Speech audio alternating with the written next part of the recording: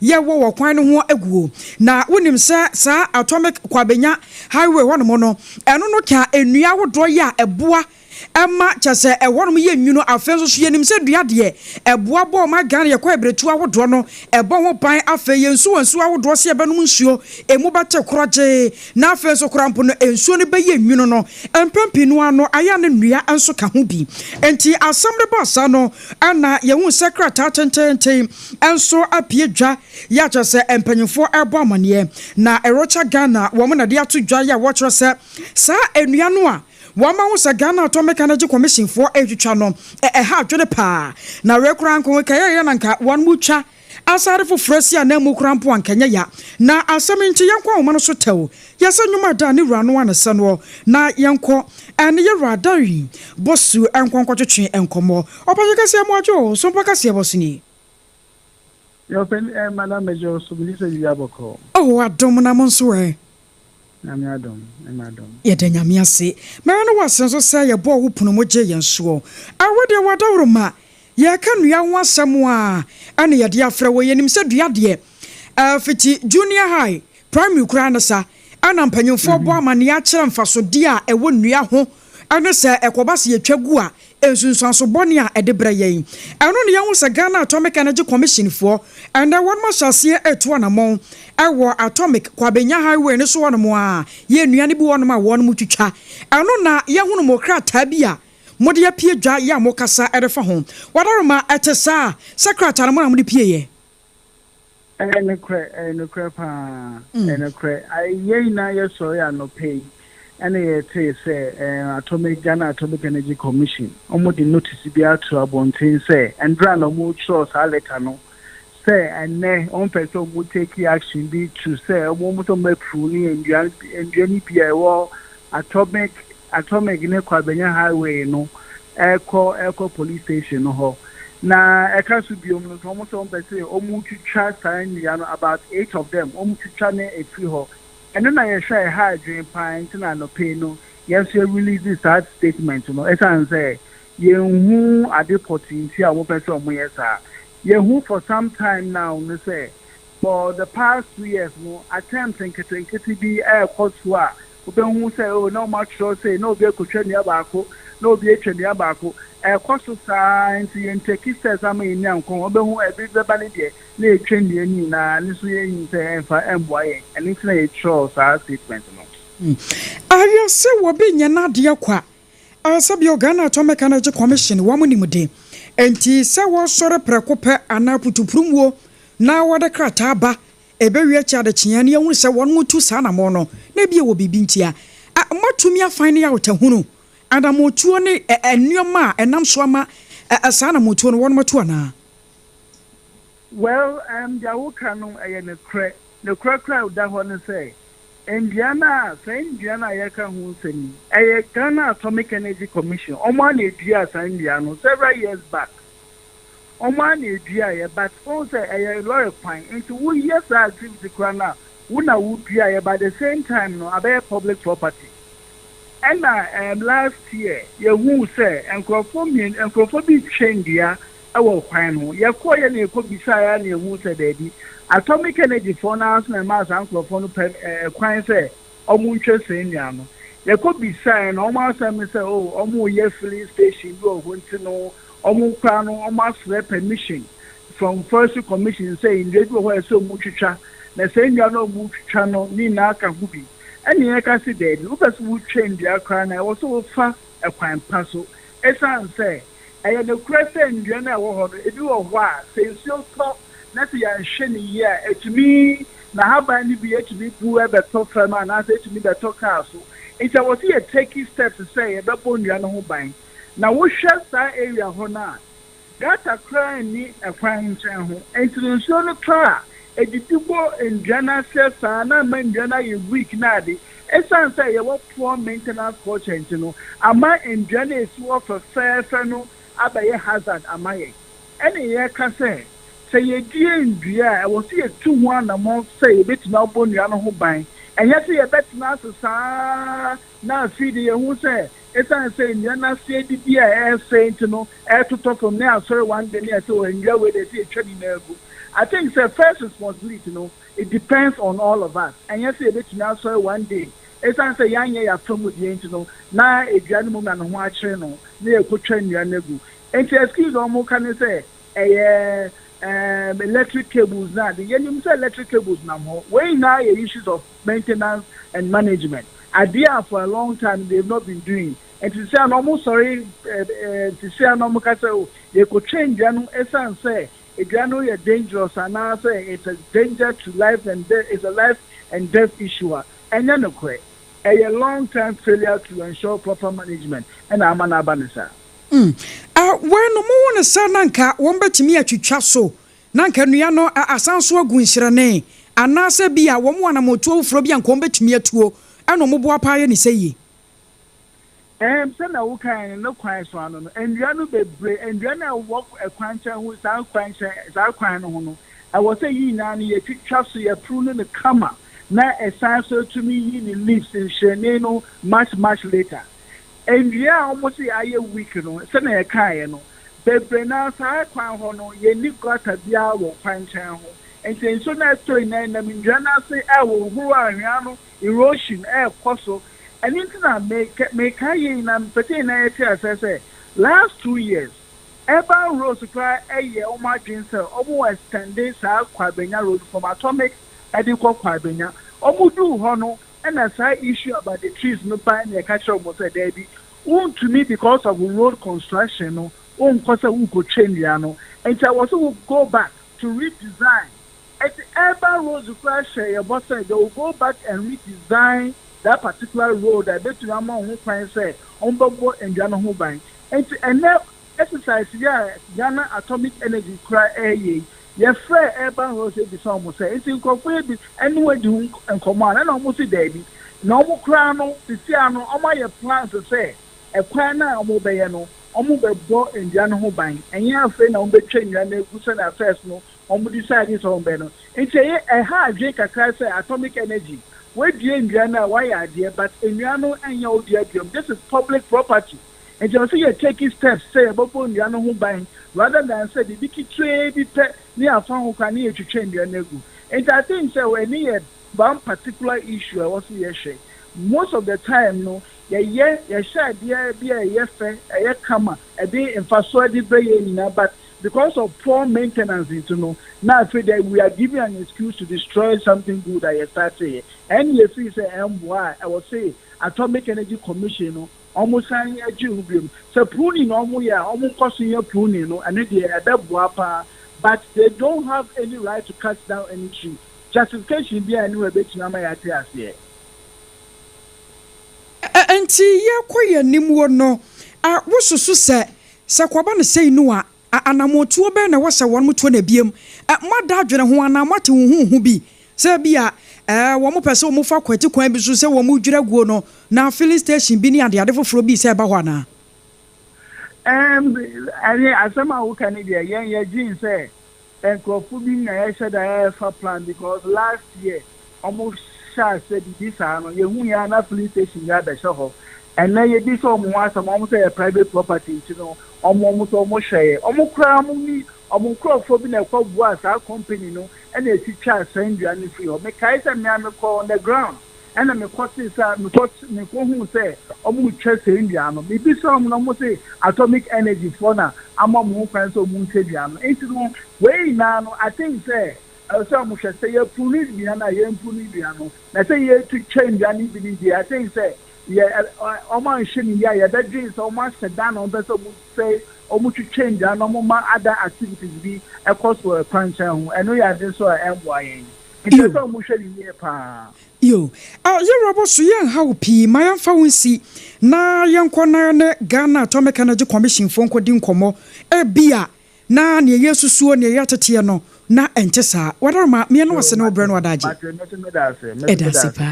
you. I was young Yanakasa ye, I a Rocha Ghana, or no, I a deputy national director at the ma 1 year a Dari Bossu, and na Yanini Dinkomo, now 70 young quay. Na young Konkodi and Komo, and free Ghana Atomic Energy Commission, one more and chain. Yanora Anthony, Nana Boating and Nekokasa. You're a module, some person ye. Yeja, but I want to say. Nyame adom na won so You say only a pa. Me oba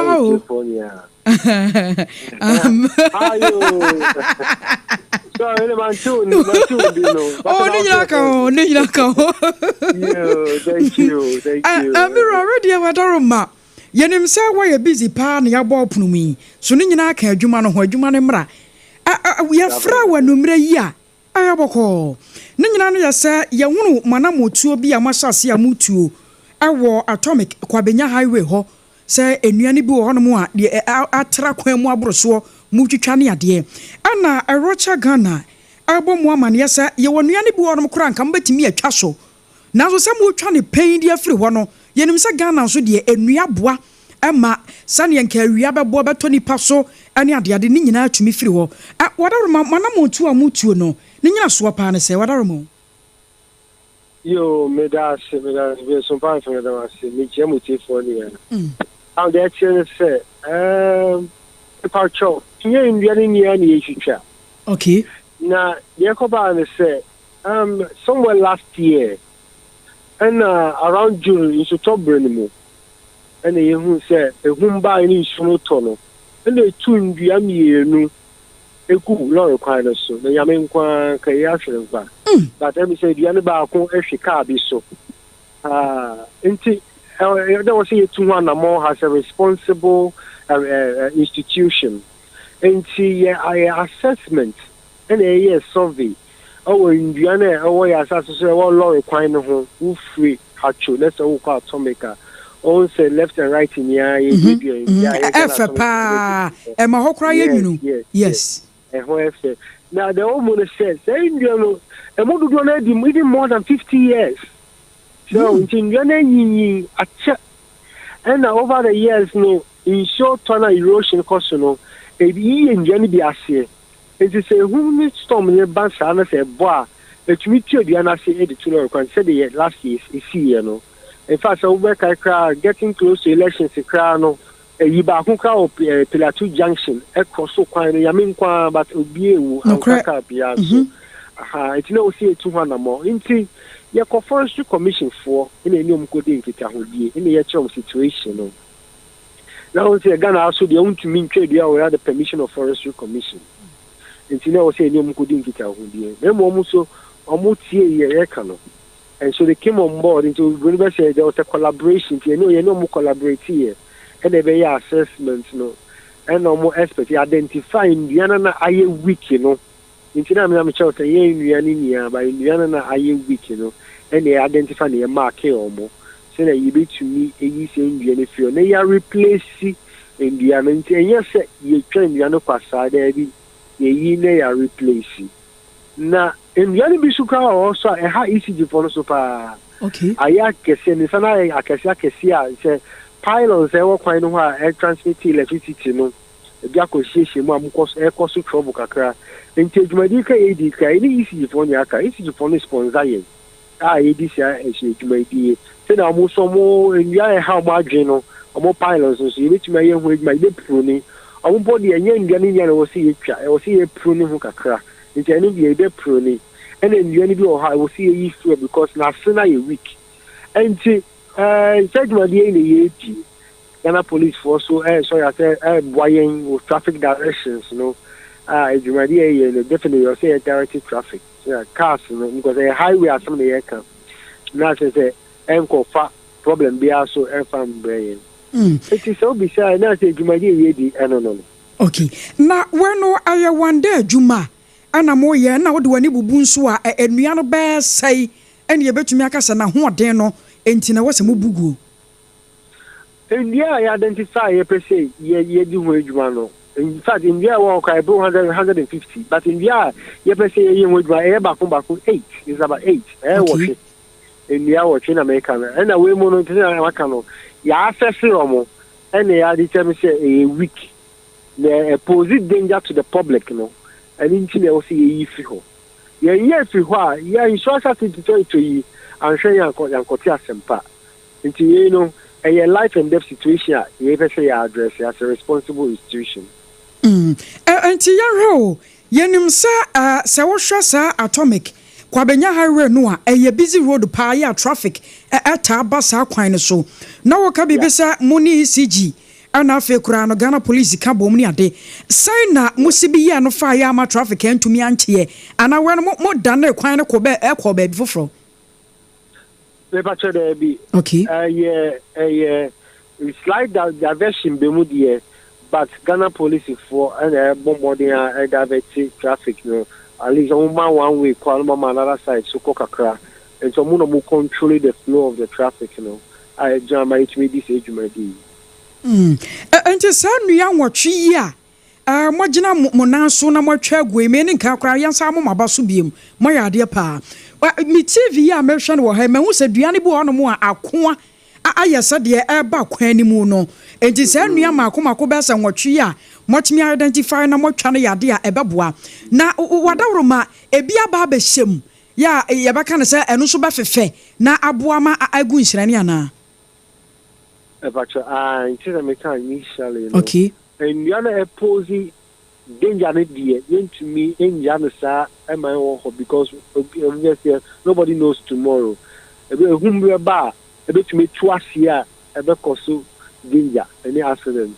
It's only be a very replace it of a much more better in the other say imposing danger to say we move. So we move na make a chance to be 50 years plus and to what the boss we are kesiesa but very replace you in India is what my provide shade and this one your best surface but I impose danger to say they will impose my and na unchire mu ya me nyanti ase pizza say asase no se ne ye tensem wo no ye kura no na ya dwunu ye na kakra se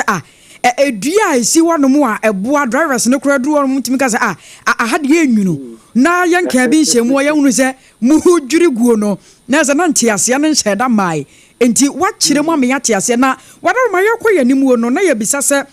anamotu ofoforo bi wo ho ya mo besa de agu akwan mu na apart from de moye you said that me che de aye die ye nsentwe nua ni biom embra kosono ye be assessing ndia no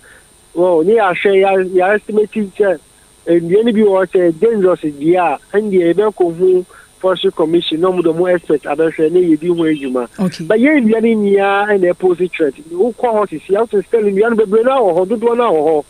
enye ni nia na ye di ensa kan ye but ye fi say be hardin kakra and ye di ensa kan but in the do na wo ho ye samaka be dua bi kra so aka ho I replace the ye fi ho no enti ye pese Ghana for ya chance say Ghana Atomic Energy Commission a responsible institution out of parliament and set it up yankasa no ye environmental protection advocates ye na ye took of for in fact ye educated the public some protect the environment ye scientists look I researching into Indiana Habanya HMBO environment enti ye dia ye ebe to media pe etwetwe ya so ba yen ka chekofo se yen de dia afi bia Ghana Atomic Energy Commission ye dia ndia o ba ye premises so a ho very green being kind of the one the whole Ghana is the greenest place above Ghana is by Ghana Atomic Energy Commission ho ye green in ya be brief fe pa ho nti eya dia ni gi se etwetwe ya sa there be by mom because we are affecting life and property and anything that was say ye di which as a responsible institution you Robert me no ase wagye fell so na wadaroma ye baba fie na enkomo bi wa kira ye basan so no aba abedi nti ye ba na wagye fell so why me da se me hwe manu so pa se mu baba tra ye da se I was your way Ayeyira Anthony Nana Boatengi and Nana Kasa and we director at the Ghana Atomic Energy Commission and I say wo boy munche mu sanse na dodo no adwene ye won mo kesene ne se ade na aba ama yashase a ye bunua etugui na yenkwa homa no so na no kasa for the Forestry Commission enkonkodi enkomo wo bapa wo fa bia ofori kwafo mama yamwadwo sompa so nie Muyo minia bia mi je so na mo ho ye de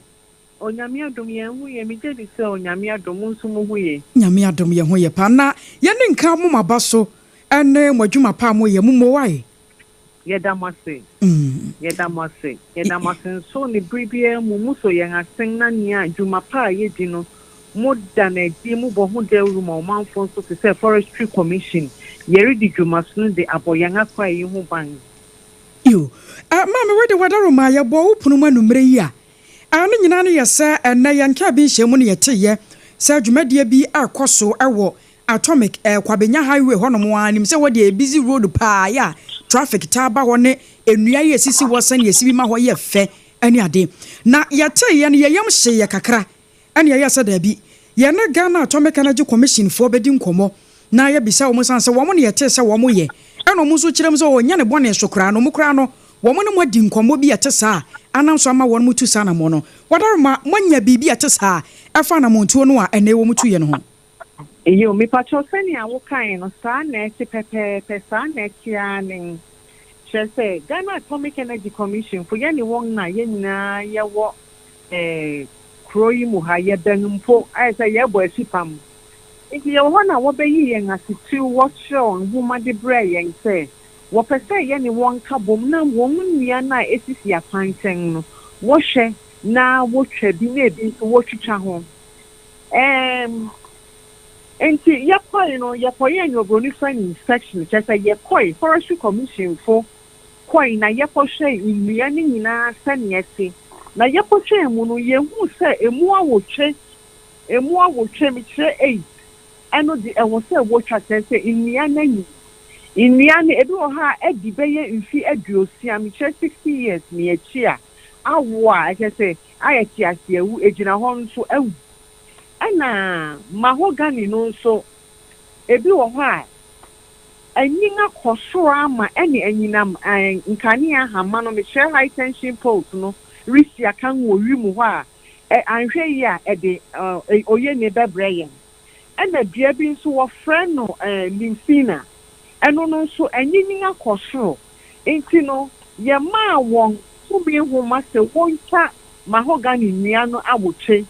ana limfina no nso asia na nnua mahogany no nso won twitwa aduanan adiesa ho me kire 43 eno no wo be twitwa ho ne man na aya akese na ene anyinam nkane arib hwemanso wo wim ho ne nia eba forma eba beto form no ye ma won ho tumi se wontwa na enye won ku na woye chesef woye no forestry commission fo ye ka ho na enhoma ko na no municipal chief executive guy is wo ye command ni bi district commander kwabenya police wo command ni bi nadmo coordinator wo command ni bi district manager ECG kwabenya wo command won bi enti a ubisa me a na ekese asem no enin wo di kan bebo ye ngamanye na ye ma won tumi homa so na wo reach me di adwuma na wo sha mebi ntem no wo ma obeti se dua no ne man ni bi abu na akotoka bi ye ankasa ye ndwuma ye ni baako onyame ani ne ho afofia nke bebo ne ka so ma ekoye asem de breyen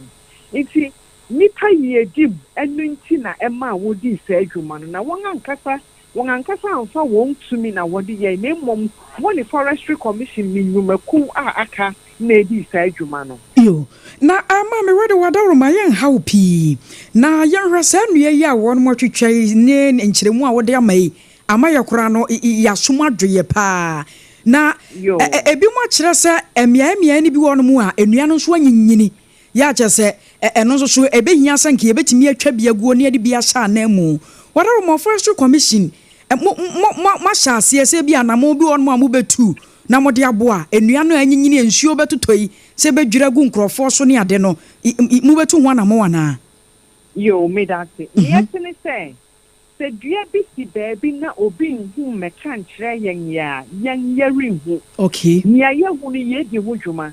nti me pa sa kwanya nso ka tro manfu se wo nipa bi a odie bi se wo wafichiri ana wo fianim ana baby a wo hu se eyi no eyade e betumi epra onipa ana edi oha obi beba bo modern na bra forestry commission yen asia ya na bebo yen amanye na yen so ye betu ho anamon ye ne obekọ ni akohwedua no na se wo se ye twa ye ni mokwan a ye befa so a ye beye no ense se ye twa so na se ye hu bribi a ye ni mokwan a ye befa so na obi mfa ne pe nhwe dia se dia ye ha me na ye se de bi wo ye sa watumra nti me pamucho se bribi sa wo baabi a omanfo moma yen aso ente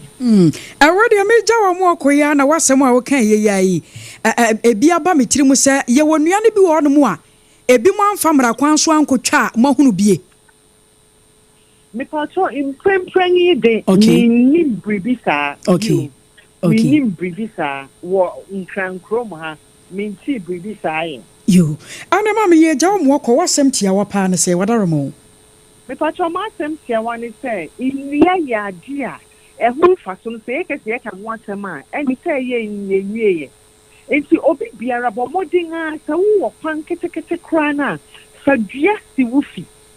enka ni se bia wo redi wa woda wo ba bia ye bribi na so wani obi awie school obi aye bribi a so ani a munu adua na mo fankai enkanka mo frane se na woda wadi mfie num na ma odua dua obekuku dua ne soa oni dua ni benyin inti pocket or richer obedwen hu mpenge de nyede takese oni dua no aba abeye baafo na nkaka na odua inti wanya odobi amedua no ori twa ne basabasa enna me pamo chon so inu ye twa basabasa no muma yenyai sa wo dua bi se nya midi kankai no na wuje di se ha wo kwan bi so a yen medi komona yen hwe okwan a ye befa so a ye beyi sa ohaw no efi ho amawo medamase yen hwe da se ma mo nkomo ye ndadodo nyame hwe wai medamase on hwe mo so ame awusuane na kasa ye ma me ofa bia ofori kwafo wono akasa de ma forestry commission ya ewo Ghana emu eno wage enso a wode afutuo sonkoi enso atato shanon so sa what bite kase bona busia wasogusu ya wutie Lester Company Limited ya wode ya toothpaste and a brush aso ya sene no womo na eboa ye na wobo ye chidom age ya baba ama ya tumede kase bo emu hwam ebagentra hankrofo ma so nyina anso tumi ababa som na ya toothpaste and a brush de wonyanya bia na wakwa pe bi ntam sanse we no eya poasen papa eboasen no emasen ne gina so emasen no akasa ho den no tumi ba afa wobi wonu mu a ne se no chese ewo mu ana asa kaka bia baba ye no obi soso kura bo wonu mu a otwitwiri ne se a na moja bi frachire na ba sa ne o ma ne nyina wo fa ye asen twitwiri wo se ehunu se moja bi frachire bada ana wo fa ye asen so twitwiri wo se hu se brush no etutugu wanum da bi ya toothpaste and a brush and nko ne papa edwama so yaje atomuo chase afade odwuma nkoda yusu mpanyin yusu eno nti won ma ye no adantam de won ma ye no de ano odin pa won ma ye de eno ye medium size pacha kakra ho ana won ma ye no soft one ano nkoda no betumi ayusuo eno so abi ho enti abi ya no betumi ato akra won ma mpese won mo fa no ne dodo mu no aya 0501 61 9588 0501 61 9588 ana kumase aya 0501 390338 ahomeka pain relief patch no sunie aya ahomeka aya oba na wotie aya osisi okotodwe waposo spinal cord mu ne mo hyehye wakọ adwuma ba wabrese ya atam abusua ya homeka o pain relief no eno nkoa na beboa wo de yan se wodware awie na wode atare eji se ya wuti wonsa wonan chese baabi ya wosisi wodware wie ya no wate enya fa na akore be gina wo so no wo ti anye ye wo bebu sisi agum enti wote ye no ano na wode atare wosisi ana de ata ho na rekora de ma no a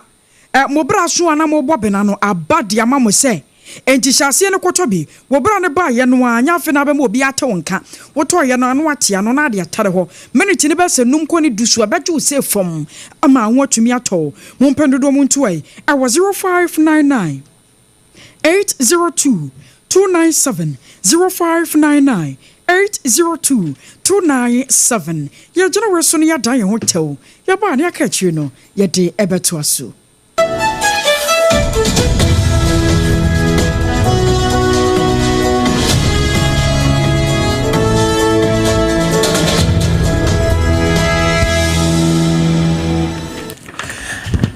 Abusuafo na ye beda mu ase enwumre no nsia na chese hot bites kase ebo ehya ase no numu empa mu no nsia na bontidi aka nyina ye de toaso na ya bone tofa ede amamu bibia tumi akonkan Sompa 106.5 FM so kaye ho wo Facebook na like page no share maye fa wadwenkyere no eto ase ebrani adage bamu a ye be kenkan ni nyina ede amamu samu a ye de eto so ne di mu akotre no ebi ene se NHIS adwumakuo no wo mo de nkrata ba e de afa wo mo adwuma eni ba ko a enipa bonifo bi ayi ne nkwa afiri ho na no mu ho wote se kronfotachi amoa bi prosifo ensa kan no efiri Togo asem bi esi akire eyede asemwa Sanso na Ghana mampanye yera John Dramani Mahama so dia tuja wasen kakra Ghana ye city no asama ni musu UTAG adwumakuo no dia tuja se Auditor General esese wodi ne dibre eto ho kani dwemtreni edema Ghana Infrastructure Investment Fund Solomon Asamoah watrese ugusu abankokum na Social Security and National Insurance Trust ye twantia kan senate no wo mo dia beto dwa se nya no korada se senate japade wo moton empenifo a eda keteke adwumadi ano dia to dwa se saso ye ne betia afa ne ntoma pefrade a esese aban ne hye no wodane mu fa bi ede man krankure ye be free keteke mu ne de ani achemu ewa nyinam ahoden ene mu nkomobomu na Oswafo ohesa aso na no wode nsem bi atodwa eyede ensemo na Public Utility Workers Union anaka sei wo mo se asamanyosem no ya doso dodo ewo ECG won madwuma mu abusua ensem no edoso ye pa wadie ani enia wawa bie ede amawone yetena kosise no nson ebebo ensem no bedie ko bia Ghana ha ma no ne ba bia yede ebebram na afei no wonso wahunu se de nioma esifa eko na kasiabo ishane so sayadam awo Kumasi 93.1 afayiko FM afabi awo 100.9 woko Paris France abrochimemu a Adonfapa FM so afabi Sompa 101.1 takwa edam takwa dia 103.3 Tachiman 106.1 and Sunyani 98.9 and Kranzan Nankwado 90.7 and Afedoma 101.3 yatra yakwabemu anyasem ketwa makura woko de koda na sonsoa Sompa FM tuning radio so yadam awo honma de hye no batumi atie yei nemo wa yahye nso se wadwonkyera na asenso so ya no Facebook ni YouTube no wo batumi ababa hwe ye kyese mam yenu abema baako wada ye ntamama ne tirimu ye no de Facebook ni ya Sompa 106.5 Accra Sompa 106.5 and YouTube no anso yesa www.sompaonline.com yansan fada romantin sam ni nyina da ko ho a wo benya bi no wakenkan asomfo basa ene yatenase AKOSUA AGYEIWAA AKODIE BOATENG animedin anomrene Adwoa Asare enafe OBREMPONG-NANA KWAKU AMPOMAH abusuafo afei yanje brena yemfa ensem no enchemu nto aso enfamamo na empenyufo a womo eda National Health Insurance Authority eye apomdi ensi achiba atena ye womo enade enkrata yi aba abonten ya ensem a womo ka enyina ne se Awiei ene enya no ntia se wo modwuma ye ni baako Owura Mohammed Saidu Akugiri ya no ono na emansini manager ema adwumakuo no wo mo atena ya ewo bongo etifi epoema ntemu enipa bonefo bi enura nwumre wo mo akoyi papa yi enkwa edi afiri ho na empanifo echiremu se ensemi wo mo te ye no na kwakwa ya asefem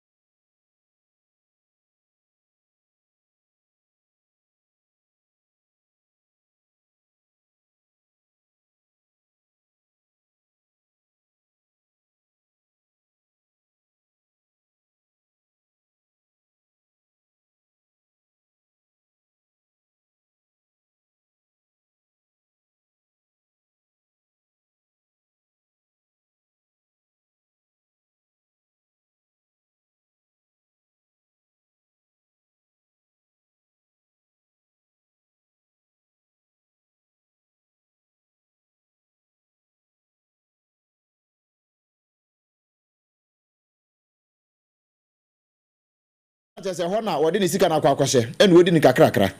Nina Musana Interpol red alert at Danaso, and Unti. Togo approach for one more CCTV camera chain noir per and one ye Ghana for us to trace a hair. A brand here be no, now no more than the picture Sunday, yan some more Herno, Yahuno, into Mombrani channel. And pa prosi for from my Ghana mu Equafa not nearby. One day by and there was a funeral at the basin, then one bob Juana Fay. One day no Egina Embranano, and Unti. One year some didn't quack to a banku kumuka crancer. Now kukunumuno. And I prosi for chess, a man boy free hobano, and Yanika, a brantia no sabi in Prediasa. What would the end of the facha? We're Jan Guniho. Where we are. Say I train or about to move. Said dear you. No one can say no at it, no the asana no. That is why you say. A yawra was empa. And no nam so.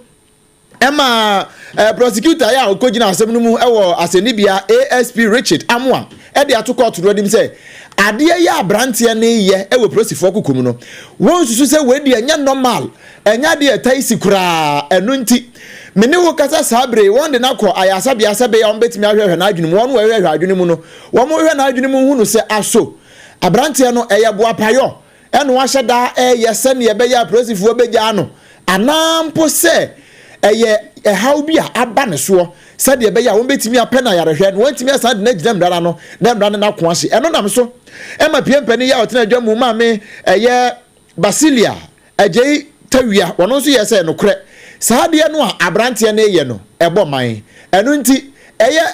awre ho nso ka ho wo momfa no nkwa ya asabia na empanifo a enim de enhwehwe na adwene mu hu ne se bibia da mu toten woni wiepe wo momfa ho ntansa na bokɔto no Afraye ko ansanfofo mu na Ghana mampanyin Yera John Dramani Mahama enso ade atudwa ya wɔkyerɛ sɛ wɔkan yo sɛ wɔbɛyɛ na no kwa wɔno so ayɛ ne saa no ne nyina no yɛ sɛ ɛbra no wɔba batena ɔma Ghana yakonya soɔ sɛdeɛ na sidi ne da fam a na ɛwɔ ne nan sɛ tim na kyɛ sɛ dollar no anya na ntu papa bi agyina soɔ na kwa ɛkɔ n'anim wo no wɔse wɔba yɛ apɛ no wɔkaayɛ aka ne wontam sɛ sɛ kɔba no sɛ wɔkɔ so atena konya so ma sidi na wɔde no ɛkɔ fam a na sɛ nyɔ no koraa na ne din ne John no ampani ampa ne nuane ampa wo ba he no wɔtumi de ɔse akwakoyɔ yɔ amane sidi na wɔde no atumi apagya ade agyina ne naso a na sɛ bibi wɔsedachi a wɔse atumi ade matwe de ampon na bi ka ne yie pa wɔse aka wo bi amane Ghana ye ne European Union ɛfa na dwadie ne won sansam wo no wɔma Ghana so betumi de nsa asiembo ne aka ne pen biem sɛ sidi na wɔde no aba soro no aka wo bi ama yesika bɔkyena wo do bia na da wo no emu so atumi apagya akwakodu beso ha munchemu no anasa dollar no 10.6 billion US dollars a eno so aya na mutuo ni nkranhye pa ebetumi aboa mo Ghana yesikasem atumi akoyie na ebro Ghana mampanyi na wɔkasa ɛwɔ ɛyɛ European Business Forum bi ase ɛwɔ nkramantamu na dadua no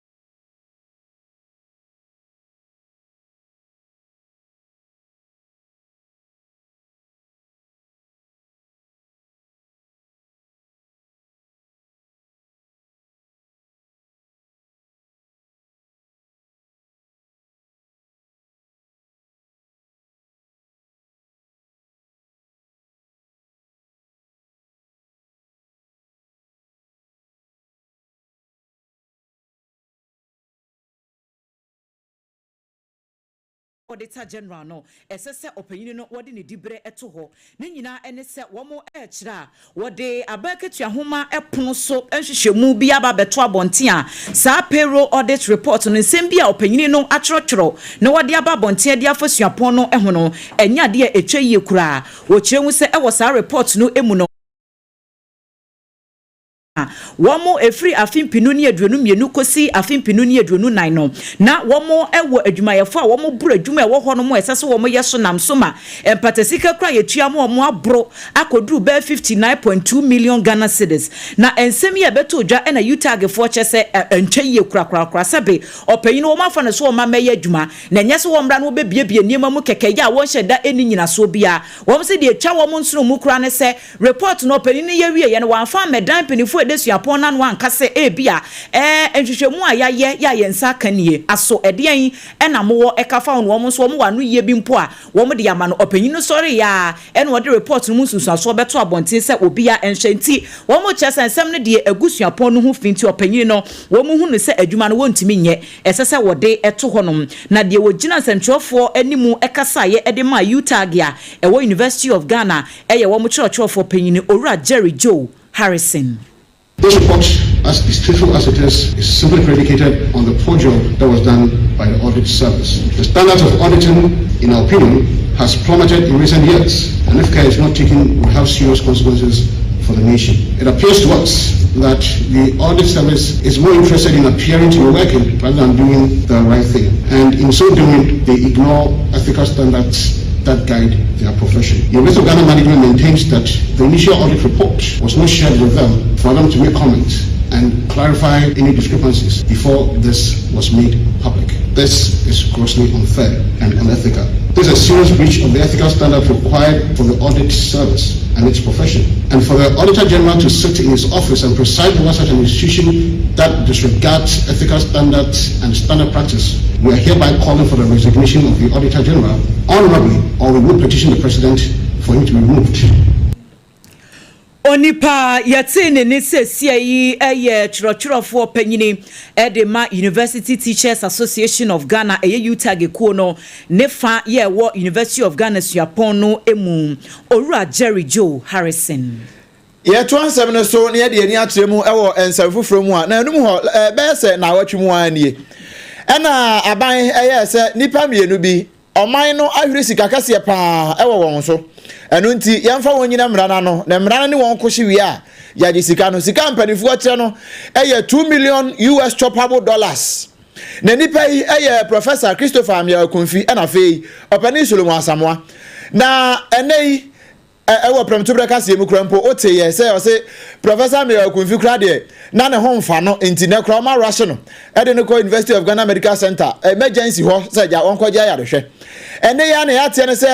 former CEO ya no so da Ghana Infrastructure Investment Fund ano Yewura Solomon Asamoah wono so na wotwe atwa mu no bail ya bind court de to ne so senka wotimi miti bail conditions no a na nkaja wotimi akofi akopan framapa e de afa ne ho no bail conditions e de to no sunya de wotimi miti ye enu nti samene wo kasa sabre woguso ewo aban kokum ya one aban ko ahye na we nyina no eyese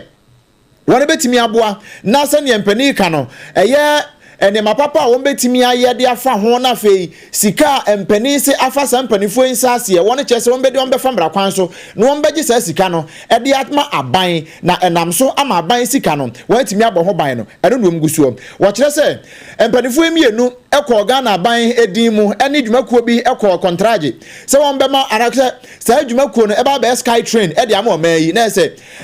train pa enam wiemu na e de bridge ato ase na kasa kese anti dede eno so ne nam na ebo for man Ghana mse fuafuafua kwa amono ne a ebi ho pa eno ena nam so woni kotu ya 2 million Ghana cedis 2 million choppable US dollars mpo ede ma adwumakuo yi a wo mo nso a pin kura wo man timi anfa bia nsi Ghana ha nam so e mo man na bo kalie pa na wo kire se sa company no a o man no ne won ko sa contract no eye Africa Investor Holdings wo mo ntimi anfa boat and not ba kokora a ma mesu o man Ghana mu na nso $2 million ne de akodi won sase ene na nam so a empanimfo a enam wom so ma sa sika yi yetua ye no won de ogyina na won che say Solomon Asamoah kane pani ya no oda Ghana Infrastructure Investment Fund no belia wode to ne so no nya de a watimi meet conditions nti wogusu waban kukum. Now, Director General, Adema Social Security and National Insurance Trust, ye twenty can assassinate Mekono Ayo Rokwasi Afre Bani. Na Odia Tujaya watch your mosa and no Senator Mekono Guanamo and Shama Paso San Yabaya. Wama Ghana ya pension once and some animusika Botina Kobana say will be Kona Homi Jemua. 1 year about me and young Edia Free Sika would draw Yabusumi Biam Penny 40 to 1 mono. A bet me about before Ediama Wonum. Now was Ghana for you now say. Wamba so ya wadma famu dia sane o manfo na rehwe no so mbetumi aye honhom fam ene wonam fam Adwoa na enei antiye bi ane anamontuo bi abai sa senate adwumakuo no wamo ajapade awodo bi won mo akese wamba be bondon kwamikura na won maton ade free won mo a ne nyina no yesa na sa adwumakuo ene sa enhyehyeye no na won mataba no emu afofo ya akese antimi enyina ne naso wo se aka ho bi ama enei anamontuo no hyehyeye so nkokora ya mpanyifo de agu akwam no kire se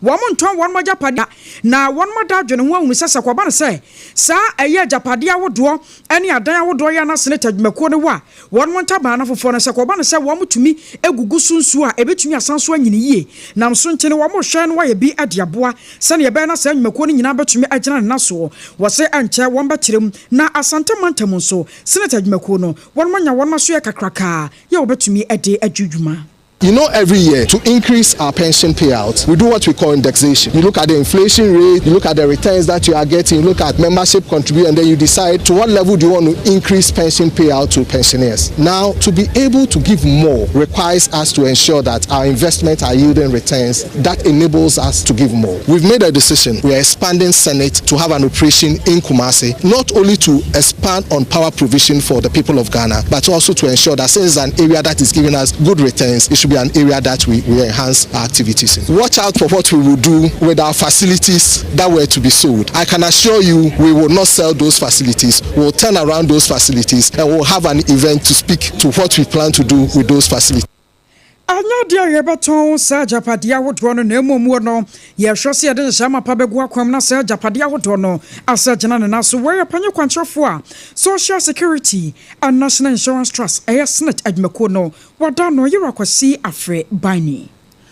Yatwa ensam no eso na executive director ya oda Ghana keteke ene nimpuntuo adwumadie no atenaye Dr. Frederick Apo ede atu dwa se animanim ye hu behia se atenaye no aban ebedane mu ede ama ankrankre no wo ababefa adwumadie no aye niema hodo a ebetimi aboa ehonom empuntuo wo che se enyade se aban ko ebetimi kukuru saa eka no ede ato ne metri so se wo soa wabra woni nsɛmtwefo atwetwe nkomo no Dr. Frederick Apo echiechie mu se Ghana hakra no dida bi no eniema hodo bebre oho no sikasem no enhyeda enkoye watenaye ho ya mpepi no project ahodo a railway sector ne kra pese wo ye ne nam se sika no enyanye krado enti project ni bebre wo ho no a etwintwan ne nase nenti wo mo de wo mo dwene se saban edane mu ede ma ankrankra enye se wo mo dane adwumakuo no nyina se ye de che ankrankra da bi adwumakuo no de ya ban de ye ntumi ensesa no nemom ho dwumadie se ye be hye operations ahodo ene adwumayefo wo mo ye adwuma ho no wo maketua ho nsem ne ade ne de aban edane ede ma ankrankra enkebetimi aboa pa. We are also proposing a market sounding approach to allow private sector participation in the industry in terms of rail operation, to allow what we call it development as well as innovation and competition on the line. I'm not saying the state will not have a role to play. The state will have a role to play. But railway industry or the railway sector primarily depends on the small to medium scale business, the SMEs, the blue collar jobs, you see, and we need to build that sector in Ghana. Opanyini wa mane nkasa ye no anso hono mu a woto aso echie mu setema mpaka dan railway project no free afimpino ene edunkron ene wo mate ho penten kwa bepemo ene wo mu entimi nwie ye wo se ye niema hodo binti ena project no akachi nanso wo mu ne aso ye hye akobadie eso wo mu betena se aye nhyehyɛ kitene acha afi ba kuntamu die na sa adwumadie no wo mu de aba wiye. We are also in the process of resuming work on the Western Railway line, and it's part of the development initiative of this very government. The sector minister is keen on that. I am in touch with Honorable Nipe, and it's one of the key sectors or agencies under him where I see him almost every week, and we are talking about initiatives as well as what we call the proposals that we have received both at the transport level and at the railway sector level. I will promise you one thing: Tema to Infagadan operation, Western Railway line development ongoing, and at least we are ongoing or resumed. Dr. Frederick Apo Ono NA Executive Director, Emma Ghana Railway Development Authority. Also for Ghana Enyamahode ene honkomobo eso Honorable John Abdullahi Jinapo. Waden sama to je say na enum ho mrahye afre no.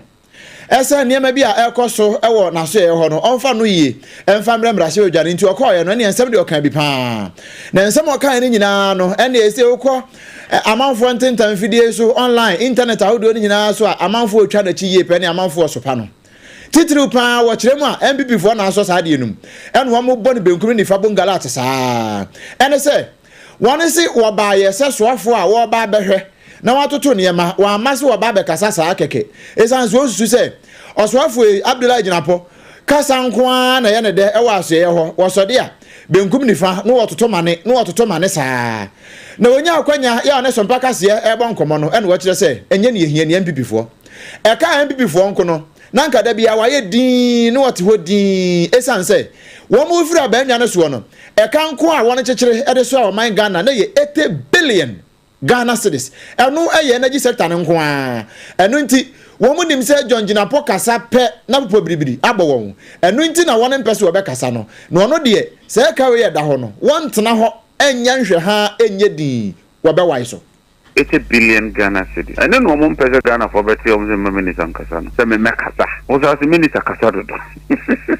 No, so the minister should not be talking. I'm saying, but you invited me. Until Parliament invited me. Were we discussing this matter? We're not. Your Parliament invited me in the conversation number. And I couldn't have said the Parliament invited me. Ombasa Kasu, Minister Mwadi is disrespected Parliament in my office working. And I'm also more a briefing on the energy sector. I give the briefing. There's some report which I consider as misreported. Then I assure the nation. So Bianca na commenting 2.6 days. It doesn't matter. It's the facts of the matter, but you have enough stock to replenish the fuel. Thank you, Samasa. As a win, Samasa. I am some can an penny for Busa Sans and wants to say, near maybe a nana Montenasono. I was one or yes, one Obeyano. Samara Sibajan for a friend also, and one qua Gabakasu and Yamoho. Walk quiet so Casai, yes, walk Casado. John Abdullahi Jinapo, Nansamno. Na awoma Ghana yankani ya sebe tumi agena so no manfo an wato wono no ana Public Utility Workers Union womo so de one man wato mu chese hwe womo ne mu mpanyifo mu duebo pa womo nim Ghana ya yare ana womo boa pa ya chese womo ha twene wo se ene wo hwemu a womo ne yare nyina no ayese amanyofo womo nche womo mfiri oma Ghana adwumaku awodo a wonom aya abandia se wombetumi aye wonom adwuma wo se chichiru ni CG adwumaku aya bia ya France Debt Recovery Unit wono sebe ya pa na amanyofo betwe womo ho na aja womo ankasa tumi akwakoda womo kan o lalai sada de nyina amanyofo si wanie MPP ni NDC we prato no yonkoso na we so prato no yonkoso wo se sa no no akwakoya adesoa ne atosom ade ababato CG adwumaku no so a aka wo binti wonom adwuma ankasa wo se wonom ye ade boama Ghana tumi kwankan no sa no no nyina antumi enkoso so aka wo bi ama panyipa ba de tire ya wono atwotwo adema Public Utility Workers Union Reverend Enoch Lai Pohes one some trofo adinkomo ya watcha za ayeye abrana so se de full stop esisade ito your debt collectors nso honoma ya twenium momo ba waso ya we so mo de be kasa chechiro e ka wodi ebi ne mebum ebi a o ka no kra wonti ase a on be chechiro mo ase ye wo unit wo kra ma ya timi aheda ye ma no ya hwehwe mu a eyi omo a cheso mo ye kama ahofe no wo honoma o ko dan ka obi atwin ka so mfa ma o sere kake na ne simu jire ni niama no omo sere on be diska no sesi a ya twani omo nyina kama ko mo fa so di aka sa wo ko kra na ebi your office no bi kra be ma eyi coffee kra num na ye di ju eka wode we nyina ezi wunti ube ko imi na me ka cho ube ko ebe ka to se MD na ka che ne se ya hade esimu jai I was yonder tenenkai Reverend Enoch Lai Paul Hayes, one Public Utility Workers Union, one Panyipa de Tra, what your Emma Wenum. Sompa 106.5 FM Accra. Can you ho ewo your Facebook page no eswe na fa wadwenche no eto ase ema ye kama hot bite news ene de esomu enwumre ye ko ensemfofo emu Ora Richard Ejeipoku eye panyini baako a eba ewiemu nsachira ye dwumadi a wabene mu ye pa wode kokobo ede akwa magana fo nyina se nansemu ase trend bi koso ya niam ekoso no ye adan foforo ye sie wose kromu hanom se ubehunu adan foforo se ya asore obi dan a wasie a ono ankasa edemu ne ne keka ho nyina obehe glasses a ya ne ye de esi dan no ne aye ne tinted glasses nkoa wose saade na nya de eboa ewo nsusu asobone a ede ebre omanfo apomden wose Ghana ha ehwehwemu bia ni honom a ekire se animanim ya omanmu ba badwo form se bia wiemu ba be yenwu na bibi ade achi ade asa nyina wiemu sachire no hia na eye hye enti se wosi dan na osan ye glasses na tinted saa no a na se heat no ya doso ede amaye no so apomden kwaso no ewo nsusu asobone bebre wone so mpakase na tinted glass a heat trap object into Western world na tinted glass is here because of say awo into say yenso so aha tropics we see me fie bia is bia no tinted glass na amamfo issue na mama my international panel on climate change a caution say in the next few years the temperature number rise over 40 degrees Celsius. You have energy problem and can you some problem. And this is sit down the tinted glass in the sea dying and idea as I said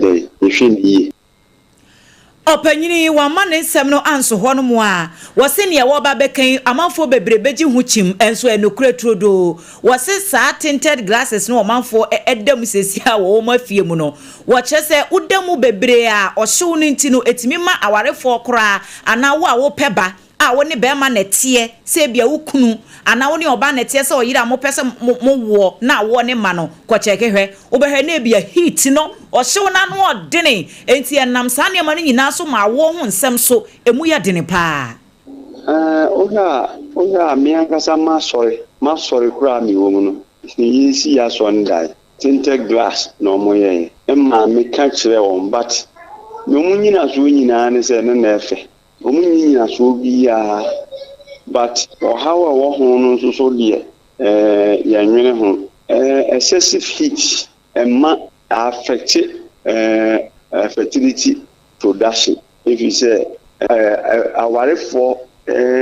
omo kon no so mbi hie mo no danchen a omo timi hie mo nsusu a how de bebre se nyinsen no beduru ba bi nyinsen no ntimi ma nti se wo sa dadan ati se bi mu a na yihunu nsunsanso a elebeba Ora Richard Ejeipoku climate expert enkomotwetwe a wone so mpakase edi ye ene abomu amane yeguso ejina climate fo no nkomonum a na anum ho let's say Sunday ago no Sunday ago ena ensuo to wo Ghana ha sei na titru pa ne nkran ha de eye adwuma papa amanfo afreje eyiraye amanfo cars na titensuo ni se ship enam so ema nadmofo nya adwuma ye pa ewon nkran ha se ensuo no amanfo se enya pete kekekura mpo a na nadmofo adwuma so de won nkran eno nam so ema Ga East municipal director e de ma nadmo adwuma kuo no yera set Kofi Osaikisi wade nsem bia to gya kire se Ghana fo ankasa ye nsua de se de climate fo ikan ye nsua de ba akokra se ye nsua de a ankanye ba bia ye ginani sanse sani ewiem nsa kire ba brempanifo no aboya no ho ba kire se ensuo owiem ensuo beto efri busumi ewo mu akosi July no na chi ho ba bi kura ensuo beto saa no Ghana de yemfa nya asem kura na sani ne mete no se yanhwe yi a se ensuo to na ensuo yiri fa yen no sani oman no ba bi ensesi yesi dan yesi kura ne yedi isi ba bi a ensuo na mo na yesi no ne yede dan yesi ho no yanhwe yi a kwan ya ebefa so ye besi saade na nyina ano kwan no ebekere yie pa in your self-discipline in all aspects. In your self-discipline, the man sanitation, the choir for idea properties, containers in the right footing and solo to a hedging. Only too much shows a hand of intimidating maybe a mefaho. Saying the man in the home, the needful, only in the background, any idea at the hedge. Mino can say all over the country. Streams are on your man for age apade on changing. And so dear, for so that your pen no bed or befa. It's in any case about them crying a toy and about them. Say Yaman the ho na yan de say ye be see dying. Yan visited the various assemblies, no my assessment am I. Ne kita ye bola. Ne yan say got to say you feel so no. Yan the certain in Kitabudiam. I know your problem in the near future. Serious one. There was serious problem pa in the near future that be near no omano ye wa how kase pa we e set Kofi Osaikisi na wa mane nsem na nso ha wa kire se ewiem nsa kire ba brempanifo no edika aboya no ho ba se ensuo no ewo wiem ebehwie gu pa enu nti se yanhwe ye ne yantoto ye niam yi a asambeto yen o more not more boy and we see yabo modiam aye sensitization in chairman kofo se o mo titi bibia nso yiro mu nya no o mo de no mo se twa mu ne ma mo ben ebusuafo bibia nso to enri se safi nso na banakasa nso no enim ene adwuma ya yi okrum no amanfo de mo japade ne ade titi no ntino amase bibia wo no enye bibia nso kokora na nso to be for side akọ enti ama for very serious warning ene chekere akere mo se nso to a e mo ntwika mfam e mo 19 fam me no ka say ye pronin india kase no e twetwe na basa na direct because e mo a nso to afama wo filter machine kura e show me chia your rapid response teams ni ya so e alert in the event say show afobina I was said divers in Santa Maria Corona all over the country na on standby. Wow, enti se oya shankani uchi affiliate tanfo moto ibi. Ana se ne affiliate bi ekita obi a hu se nsuo to nsuo amuna paakisi nchen me ha honko. Anya sa ne esi o Facebook udi ebra Sompa 106.5 FM Accra. Sompa 106.5 FM Accra. Oba ho a ubehunu videos ni bi. We nyina eye futuo ene kokoba yera set Kofi Osaikisi wadiama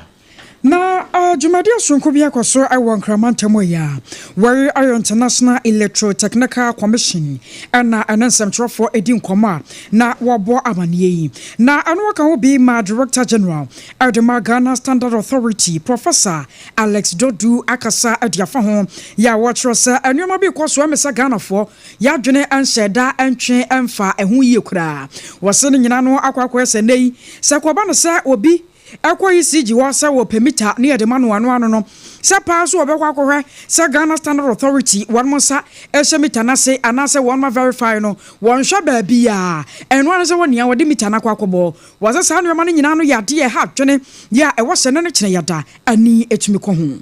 Issue of our meters have been calibrated and verified by the GSC. And if the meter you are using has not been calibrated and verified by the Ghana Standard Authority, as required by MI 2413, its accuracy is something that's, is left to.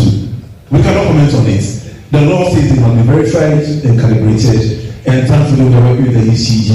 and BOATENG to be sure that all the millions of meters in Ghana are calibrated and verified by the GSA. The authority given the power to do that. Because without it, consumers cannot say they are protected, industry cannot say they are treated fairly. And I know it's a very thorny issue. But as we support His Excellency in rolling out the 24-hour economy, it's important that we provide the quality infrastructure that will make the 24-hour economy succeed. I was sure why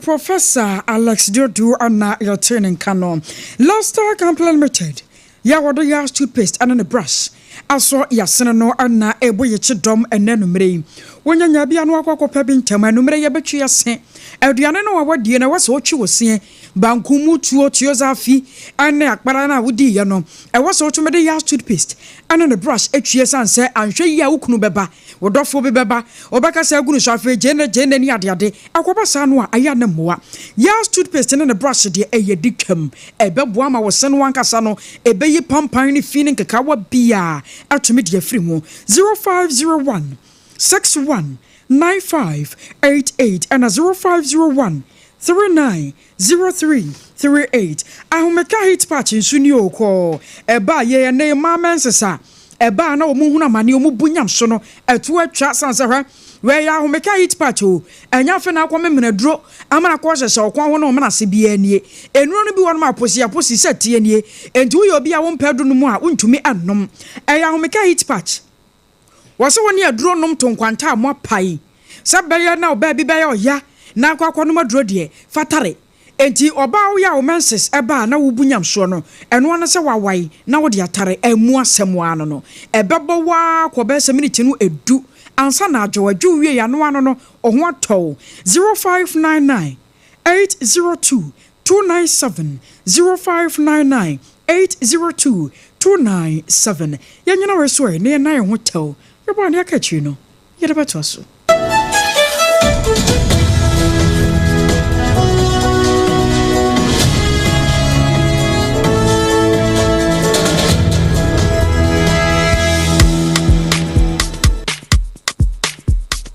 KWAKU, minim se wayeshe. Me kraman nane. Nanso ebony show one embasso. Mane honsepeno. Ebony condoms comes in different flavors and available in all pharmacies, chemical shops, over-the-counter shops, and pubs. For bulk purchases, contact 055-230-0075. Ebony condoms, Ghana's most pleasurable condoms. Make it worth it. We got peppermint, strawberry, vanilla, chocolate. We got peppermint, strawberry, vanilla, chocolate. It only the view means a condom. The condom only then it's not on, but double does got as a condom.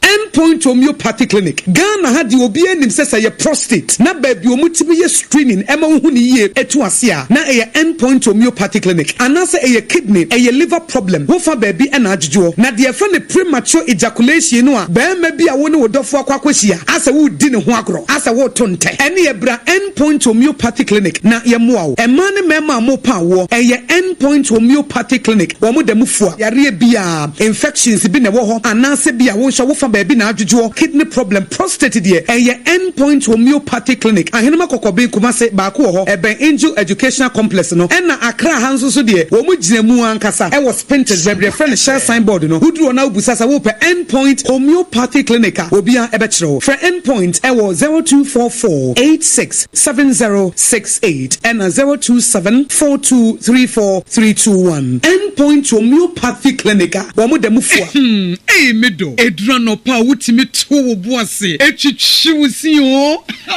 do. Now, so Miss Media, made the Yas toothpaste and then the brush and the Chimissima Minyahumaka. Same tina ya bokoi na me dear me all-time favorite Yas herbal toothpaste and then the brush abua me ama say menum so a enunu anasa de share me sem fimfem me biem na won hwasa me se aye fita asas recha homa na ete brightens Yas whitening toothpaste and then the brush and then me do chimisi entina wo se afei na Yas total care gel toothpaste and then the brush ne de ebo wo se ho ban demu ne nyina ema wonum ye sham. Oh yes, Enukratrodo, Yas Herbal, Yas Whitening, and the Yas Total Care Gel Toothpaste, and then the brush, Abusian Chamfa. Sawo Pedudu 2 Ewon Kran ha. From Leicester Ghana Limited, and was 050-161-9588. Leicester Ghana Limited, and the Yas Toothpaste mo ahodo, and then the brush abejaso, abeboy. Munde dinam se mena foreign call. Hello. Hello, Papa. What about to be a new? Say me feel London. Eko US. Na no crowd who crowd from me bo mamania. Na papa mo hot say. Awurade aduma haboko. Na ko jejesi. Eko ba sempene mo. De woton adansi ho niam no nso. Wo hye ho de. Oh, wo hye ho. Eko ba. Mesi wo bo aduma kra sre kane no a. Na wodro US won so manfo bo ndin sa na. Hey papa US hakura de. Na ko jejesi company limited agi ba bia. Wo Holland, Germany, France, Italy, London, Canada. Eba adansi ho niam de a. Obia se na ko jejesi company limited. Na matese wo bie depo kesie bi e wo KWASU. E ho na wo bia ko to adansi ho niam. Na eye no kura papa. Oh, no kura pa. a police station in Chenhua. Hey, a Kuba Sempremono, on Mereda. She, where Kurano, me and somewhere, and will be in Fufroyao. Baku of Buakwasa Kumasi, and Bakuso Pokrasa and Kranha, or Biase, Nana Kodogasi, a Bemaba, a dancing, what on cement, iron rods, banding wires, and Adwoa plywood, and just said about dance roll. Tis a BB, they share a dance here, said the Korea. The pony in answer, a to football, would go come more, what could you free? Akra we KWAKU depo ene pokrasi de no kra to nkyanya wasa wobu akoteman Tantra Hill Iron City amanfrom wasa bie depo kese so e wo Koshiman Kumasi sepase depo no kra da nkyanya ebisu magazine road head office no wa bie depo kese so e wo da de ntam edwesu Akra road femeso opposite Alhaji Salia ampaba meboshen Tanoso Breman and Amanfrum. Numbers of man for the fray 0244 313 752 and 0244 41 93 93. Nana Kojesi Company Limited. Hey, a Kuabas in Primono. Hey, brand new. No, I didn't tell us a wing. The friend of Ahumeka hit patch. So what's young? I won't baby. Now they are Tanaso. And let's say what be Nadu. Bra, what's the hip pain? And yet, sister and I ask Irene now or the Hono into the fat on area. Sister J. Ahumeka hit patch. I tell you I ask. Name a few minutes and you're ready. Hey, bra, and you miss me be power. After construction, a young me back and me neck pain. I have a pa. And no, mamma, papa, and you could see arthritis. Anybody pays. And you must say, Ahumeka hit patch. Hey, bra, Ahumeka hit patch. I had my power. The feeling hit to be a bra Mediterranean. I feel pretty a wabi mo. Please not to me cry. I told you so. Say your back pain, waist pain, menstrual cramps, any arthritis and quadia. Use you Ahumeka hit patch. What the herbs and oil. That's a ginger and cinnamon. And I at a phone call Alpha Duo Pharmacy, Origin Chemist, Pharma George Accra, Palace Pharmacy, Accra, Buakwa Pharmacy, Takrad, Lock Chemist, Takrad, and Malarigo Pharmacy, Tamale. The BFR 0599 802297. FDA, Ajidin Kratuatum.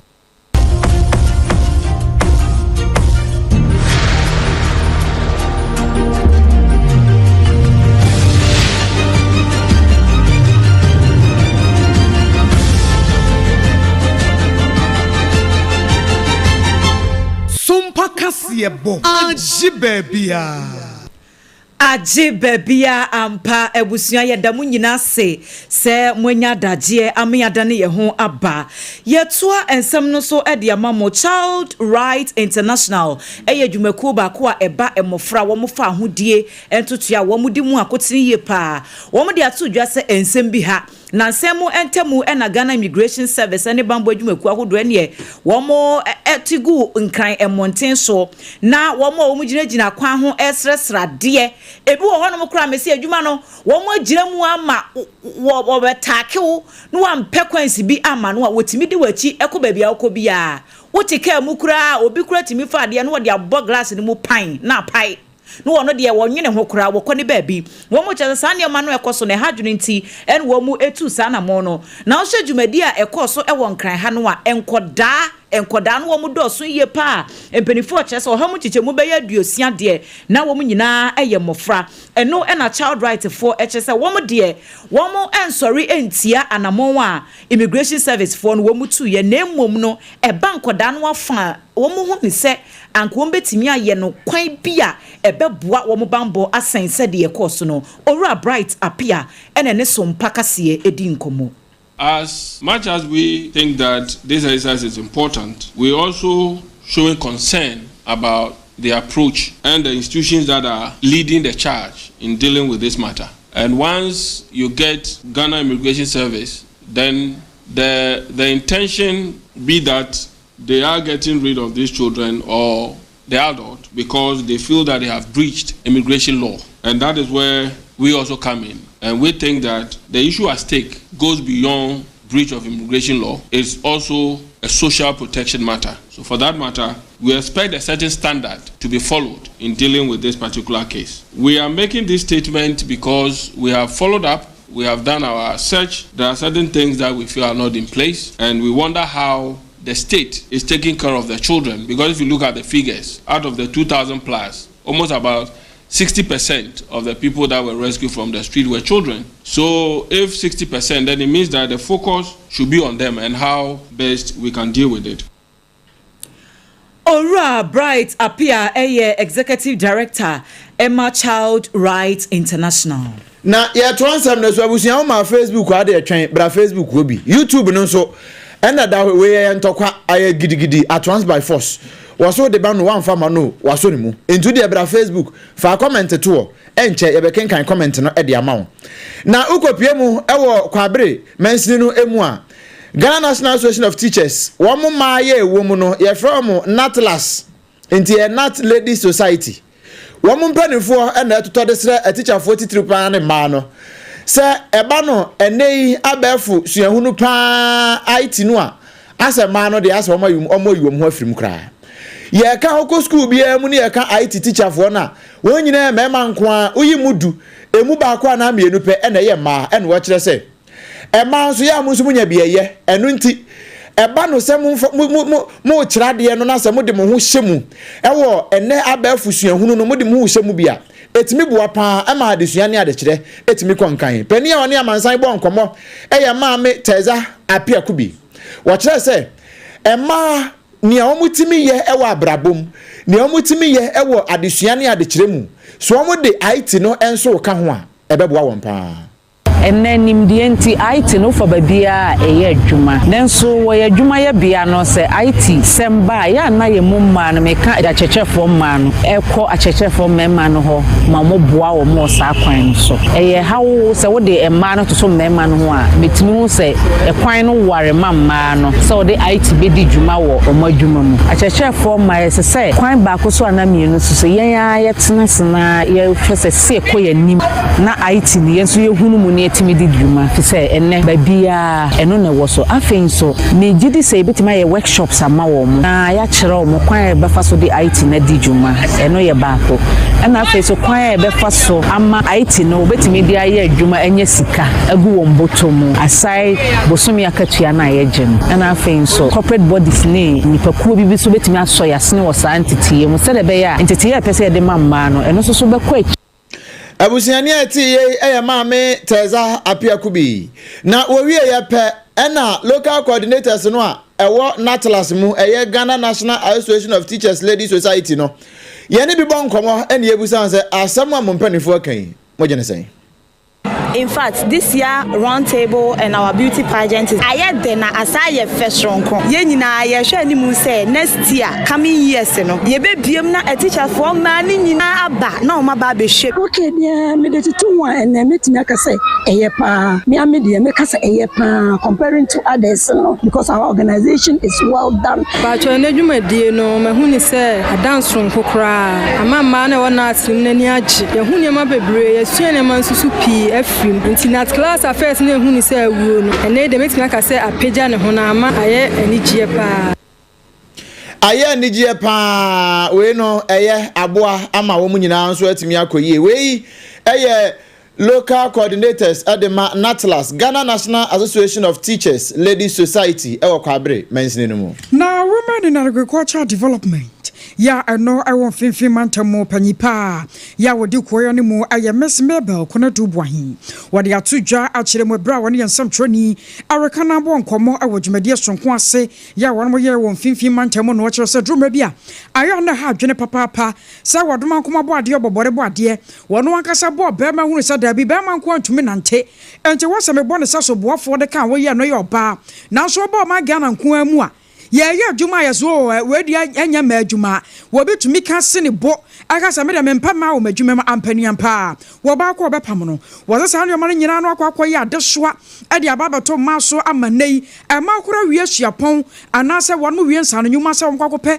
adwuma akwa ye no a na no so akwa ye haw kase aka wo bia mo de adesrade ato Ghana ban adnim atro se wo de mo srada Ghana ma enso ka wo bi anaso se ko ba no se mema nko aye a enye ye nti na twede pon wode maka won nti adwumadie mu yensa emma betumi abamu na aboa ma yedadwene atumi esoatie Ebanu ekuya yemu a yehu se emba bo omo hombodin pa wo kuya yemu efa no yema input anase nyoma yede yekuya provision of input e call farming itself anase processing anase aggregation eba nse wo dane nyoma ani a eba no se ye harvest ndoba anase yede ndoba no po ko market a yehu se emba di mu akotin pa chen embe ma no nti we na me pese me tisu gina se e ya de a emba ho hia e wo agriculture adwuma no mu nti yentumi toto emba ase nti muma yem emba enfe e wo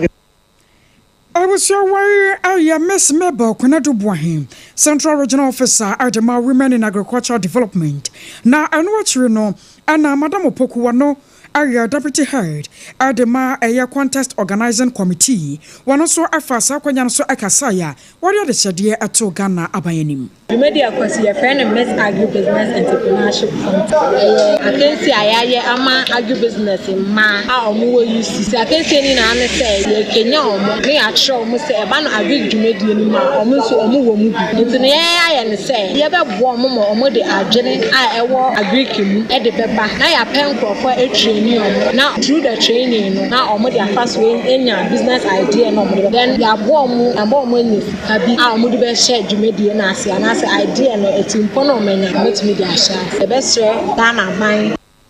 I was your way. I am Martha Opoku, Deputy Head at the Contest Organizing Committee, and what you know, and our contestants are one so agina ye, near na Obapa Francisca Arthur, one no account will be where level 100 student Adwoa agribusiness, one so akasa see. I do have a catching head now. Oh, now you know, like a person, then I feel a yaba. And now, all your contest needs over demand the time now. But yet, you know, who they only in exposure, this is a meeting of Halikase. More advantage one colleague say, minimum violation with TV. And I'm public speaking ahead of my colleagues. This is a young presentations. As my Maria, all the presentation, I'm to my name, as Marion for 1 to 1 then 100. No, man. I was your way. I am Francisca Arthur, and your turning can UCC a ho and Usiadi. Osofo wo hye enkitahudie eso eyowura Sam George wo de atudwa se ensem bi ehye ne so pa na nyade so ane bojo so nti esese wo kama Ghana fo nyinate wo se nanu ya wo honom no wote ye se abefo nkrato bia Facebook iso abrantie bi te honom ene okọ Facebook ho a wagidi ye pa ye nipa bi kura kire se oye nipa ba ko a wotai ekasa edema NPP aban ne pa ni din ene PK Sapon wo se abrantie yi abagina Facebook so akan kan sama huduo bi se wono Sam George ya oye ningo pram MP no wokita Lexus ehyen ebi monokora ya wo twie na abrantie no ehchese sa Lexus na ye obi na de che Sam George enye ne bottom sika no wode toye na wo se won de enkaka MP etwie de enka efa ho ben na so wo se nansem ntem eno omampani John Dramani Mahama wobepa code of conduct hontoma ya na wo kire mu se wo ye aban adwuma ye ni titu ni government appointees no se wo bi ba beche wade na wo beje na ne titu pa se adekro na nipa de beche no sika emuduru a edaso na sombo chen 20,000 Ghana cedis amepa cho enye sans wo hunu se wo je achede bi ete saa no a na so wo kina bi se nipa no hwehwe favor bi e de afiri ho no mu a wontimi enwoso uti emfa nkire nipa no na se owura Sam George wono so eya aban adwuma ni saa pepepe na wo twi Lexus a obi aso nim se Lexus de eburu 20,000 Ghana cedis na opanyin ne keka nsema huduo pi e wo Facebook ho eno na Sam George abechem se ne bonyu so ensemo a abrante no kanokura bia enimu enti enimanimu ya no